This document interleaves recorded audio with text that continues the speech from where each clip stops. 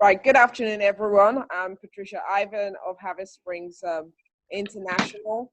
I'm with Noel Brown today, and I'm going to share a little bit about Noel Brown, his background, but we're doing this as part of the Mental Health Week. Our passion is really to raise awareness and to help us Black African Asian community, particularly in really understanding a lot more, becoming familiar with mental well-being, mental illness, mental health. What does all of that mean? And also to highlight some challenges, but also to kind of give us some tools that we can find helpful and work with as we go in our day-to-day lives and with our friends, families, and loved ones. So I've got Noel Brown here today. Thank you for coming on. Hi, Noel. Hi. Hi. How are you today, Patricia? I'm very well, thank you. The weather is lovely. It's not as cold, and it screams of spring coming on. So I'm really grateful for that. I'm going to say a little bit about Noel, so you kind of get a context. So Noel Brown is the Wellbeing Lead at Talk Wandsworth, the psychological therapy service, serving Wandsworth residents. But he's also he's a man of faith. He's graduated at the Pentecostal Christian Faith Leaders in 2014. So he's not just a man of faith, he's also led, he has a leading position within the faith community. He trained as a systemic psychotherapist via the Prudhoe Skinner Family Clinic, which is where I trained to in South London. And he's a very active member of New Testament Assembly Church and serving as a trustee with the Mental Health Recovery Drop-In Service, the Hope of Wellbeing Project.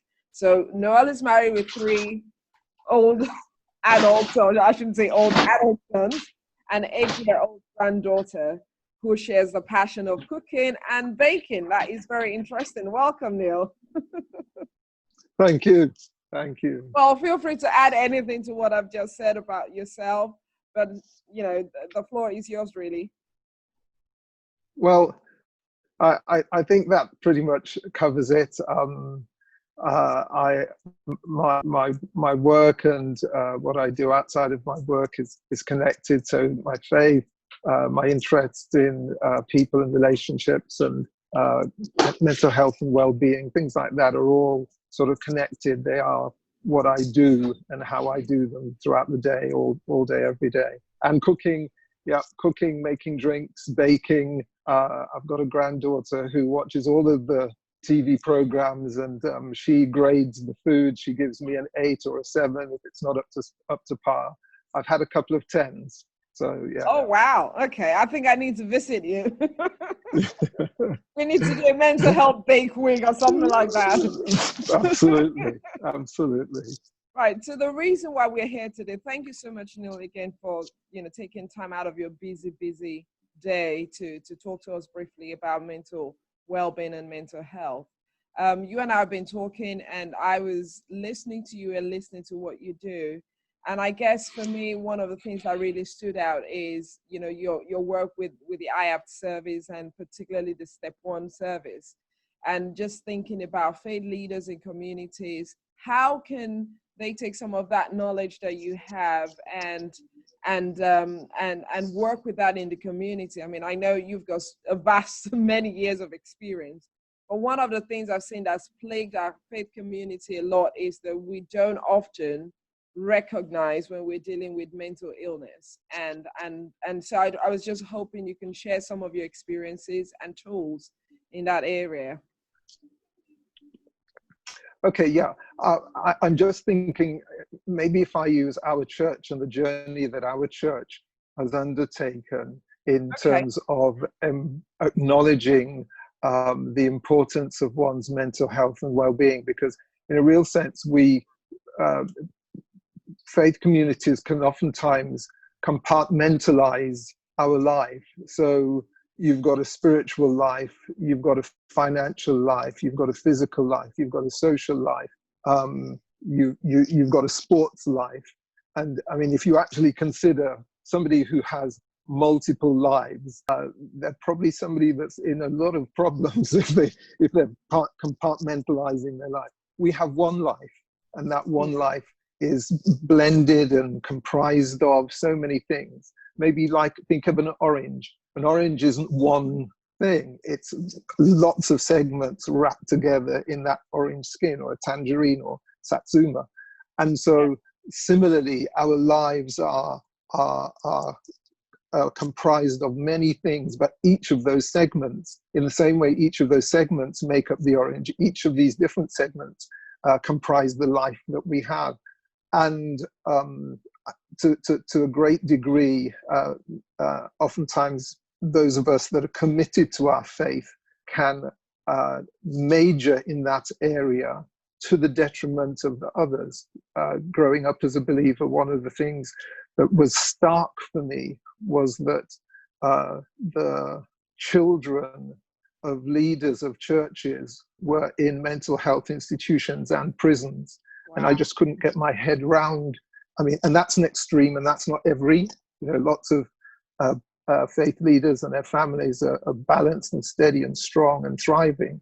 But it just bothered me that here we were declaring so much good and wholesomeness and healing. And the first church of that family were in ruins. They were, wow. and the initial response was that it's the devil. And we're aware that we have an adversary for our soul. We're aware that he will seek any opportunity to destroy.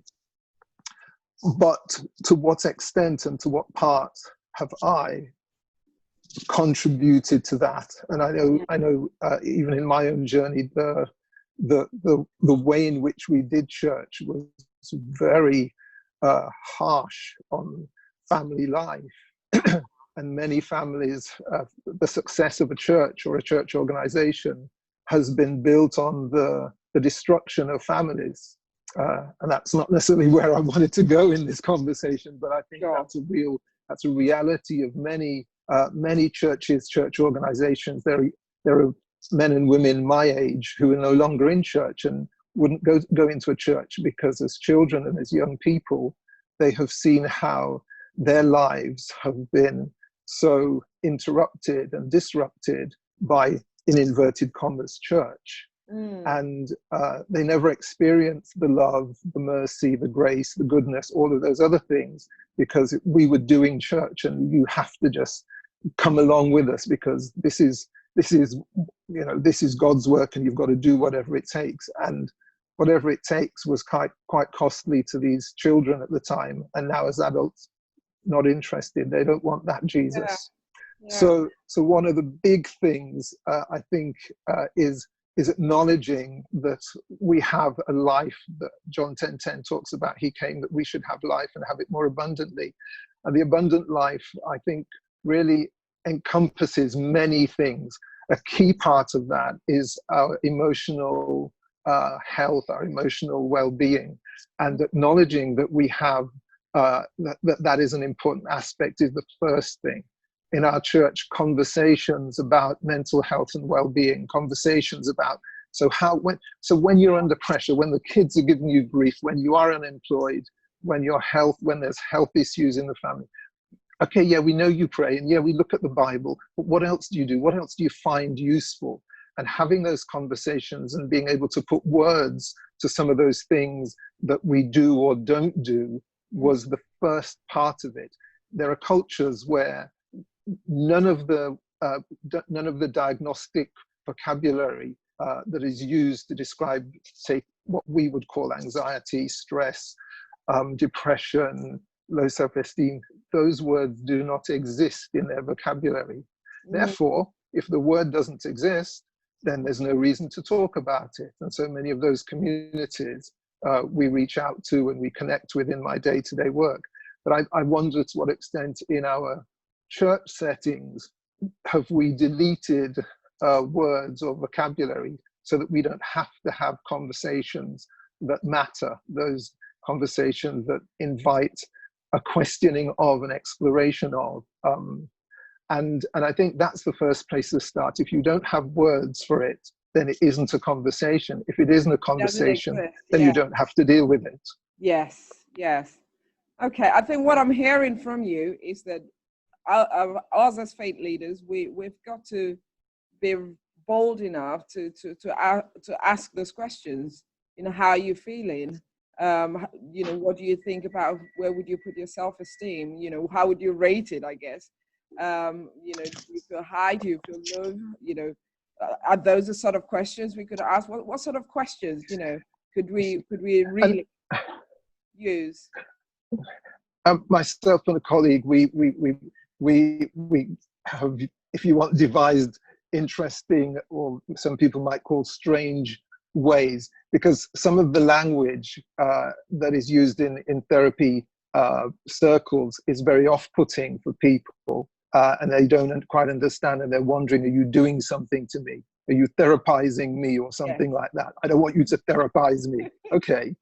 So Yes. what if we were to use a number and say, okay, on a scale of 1 to 10, 1 being you're so miserable and so upset with yourself that you wouldn't want to look at anybody, you want to hide away, and 10 being so energetic and so enthusiastic that you would bounce. What number would you say you're at today? Yeah. We also, myself and my colleague Listra, we use things like, we offer people, so for ladies, we would say, if you were a handbag, or if you were a pair of shoes today, or a footwear, what kind of footwear would you describe yourself today?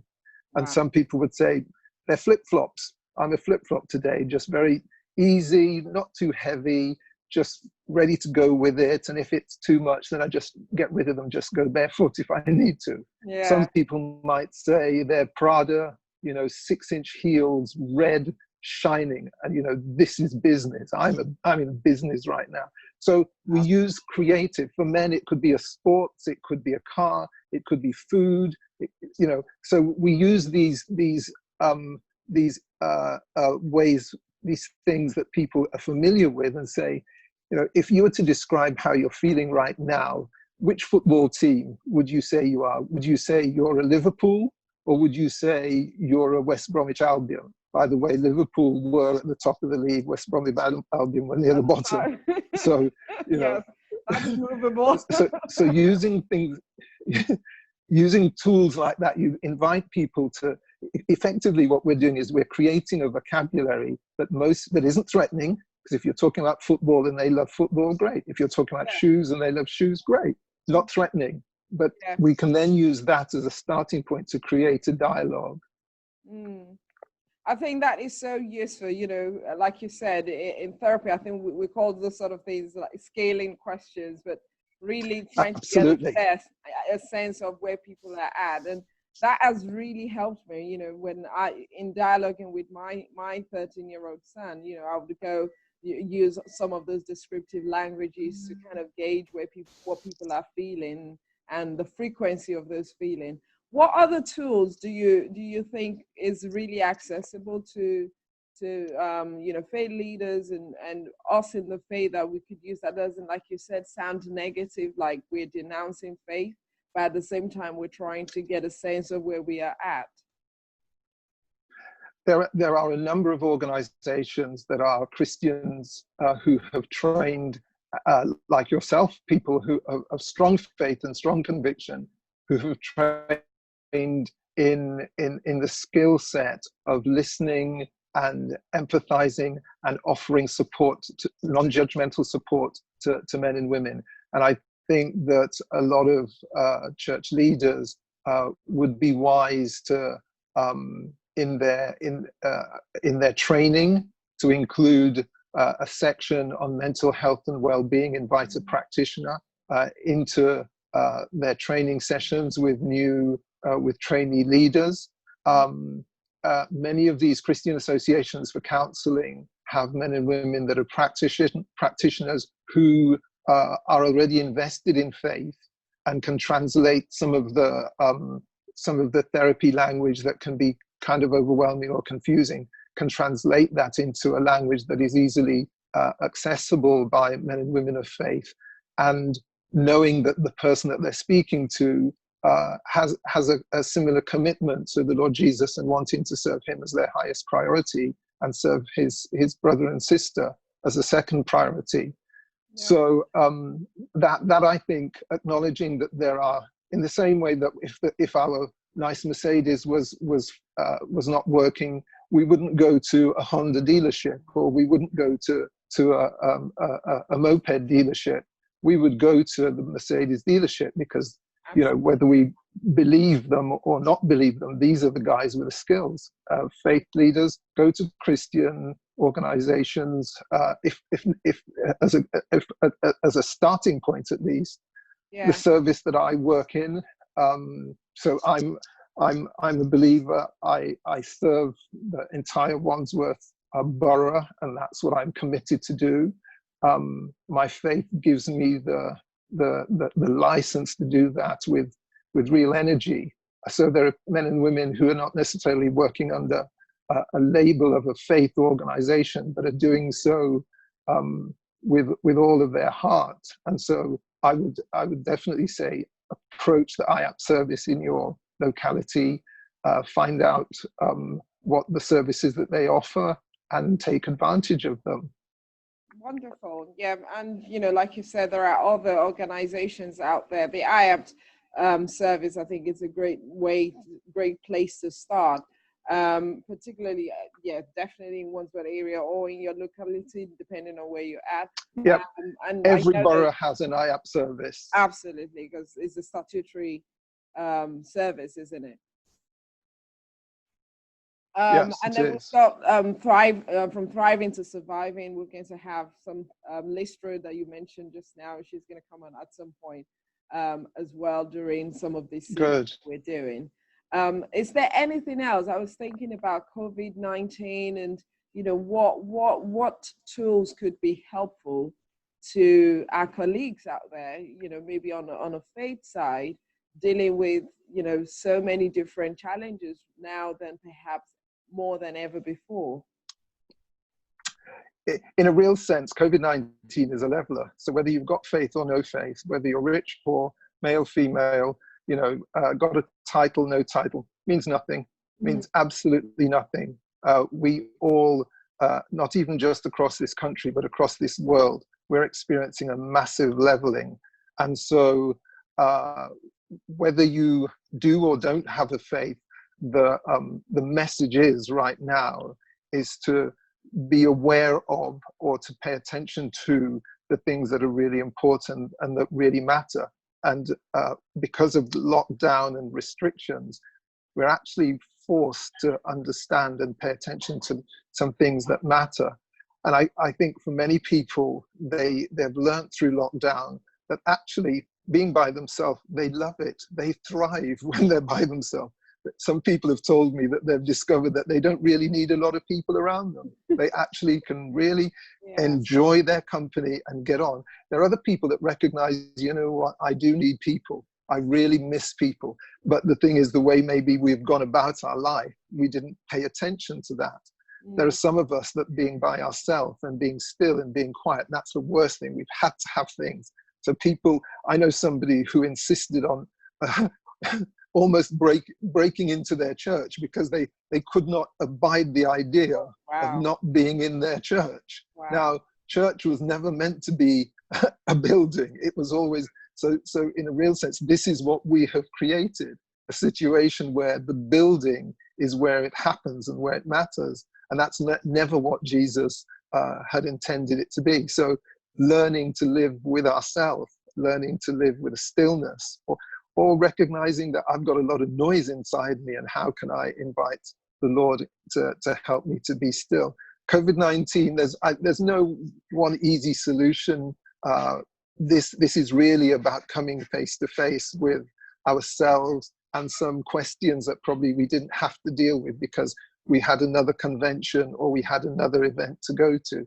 Now, I think this is be still and know that I'm God, and in the being still, that is quite a lot to take in. That is quite a lot. But if I can say, being really gentle, self-compassion is something that oftentimes in church we don't practice. Not compassion, because we tend to be very compassionate. We show mercy and grace to everybody else. but to what extent are we compassionate to ourselves? To what extent do we show mercy and grace to ourselves? We expect we have high expectations of ourselves, and if we don't come up to those, we can be really harsh and cruel in the words we say to ourselves. Might this time of COVID-19 be a time when we practice self-compassion, when we actually be gentle and kind and apply God's loving words to our own hearts and minds, and allow this process to transform us. Wow. Thank you so much for that. We could go on having this conversation for a long time, but we're going to pause it here. I'm really hoping that we'll do some of these sessions again. But, you know, for me, the key takeaways are, you know, within our faith communities, we need to break that silence. We need to name those words and put a name to them and start asking the questions, not in a judgmental way. Find ways to be creative about checking in on how we're feeling, and also being still and knowing that He's God, and you know, all of those things are acceptable. So thank you so much. And also that there are places out there, tools out there that we can connect with, the IAP services in our local communities, organizations that are out there that are faith-based, but are also acknowledging that we do have some level of contribution and active participation we've got to engage in terms of our mental health. So thank you so much, Noel, for your time. I'm really, really grateful. You know, if you have a passing word, please share it. Otherwise, we will connect once more and hopefully share another session like this. Thank you. Thanks for the opportunity to share with you. Thank you so much. Have a good afternoon. Thank you. All the best. Bye. Okay. Bye-bye.